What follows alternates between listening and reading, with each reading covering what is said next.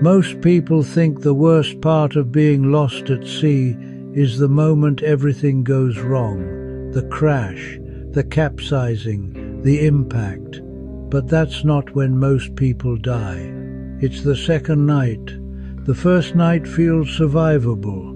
You're still running on adrenaline. Your body is alert. Your mind is focused. You're thinking clearly. You believe rescue is coming. You tell yourself, just make it through the night. And most people do. They survive the first night. They stay afloat. They stay awake. They fight. But something changes when the sun comes up. Because now, it's real. You're still out there. No rescue, no boat, no sound, just open water. Day one drains you. The sun burns you. Salt dehydrates you. Every movement takes energy, and you don't realize how fast your body is breaking down, because mentally, you're still holding on. You start thinking, they'll find me today. I just have to hold on a little longer. But then the sun starts to go down again, and this is where everything shifts. Because the second night is different. You're no longer running on adrenaline. Now you're running on whatever your body has left. Your muscles start to fail. Your hands cramp. Your legs feel heavy. Staying afloat becomes work. And your mind starts to change. The confidence from the first night is gone. Now doubt starts creeping in. Why hasn't anyone found me? Did anyone even know I was out here? The ocean gets darker, colder, quieter, and something else happens that most people never think about. You stop being able to communicate. Your voice is gone, dry, weak, barely a whisper. Even if someone was close, they wouldn't hear you. This is the part no one talks about. People don't disappear because they were far away. They disappear because no one could hear them. Wind, waves, distance. Sound doesn't travel the way people think it does out there. And by the second night, you don't have the strength to shout anyway. This is when people start making mistakes.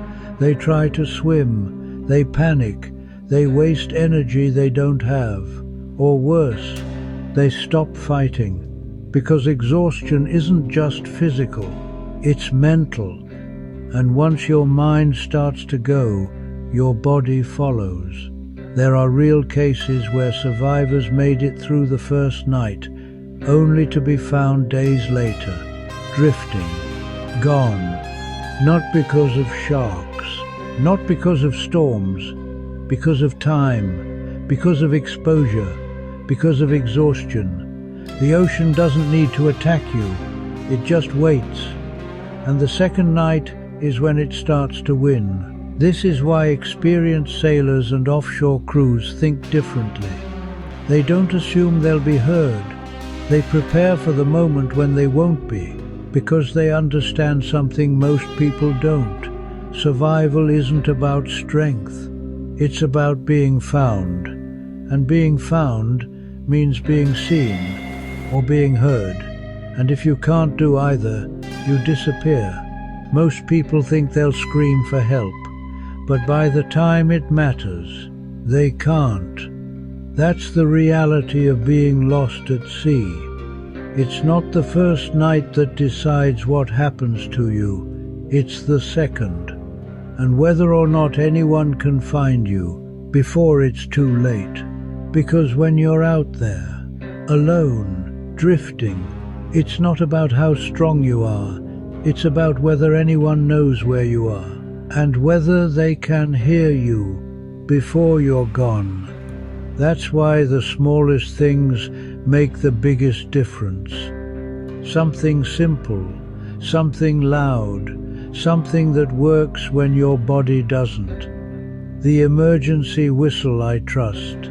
https toddhemingcrafts.com/products/boundless-voyage- titanium dash whistle dash emergency dash survival dash safety dash whistles dash with dash lanyard dash loud dash for dash outdoor dash camping. NG Coaches Training Sports Keychain. Whistle 1 PC's T9019. Because when your voice is gone, that might be the only thing left.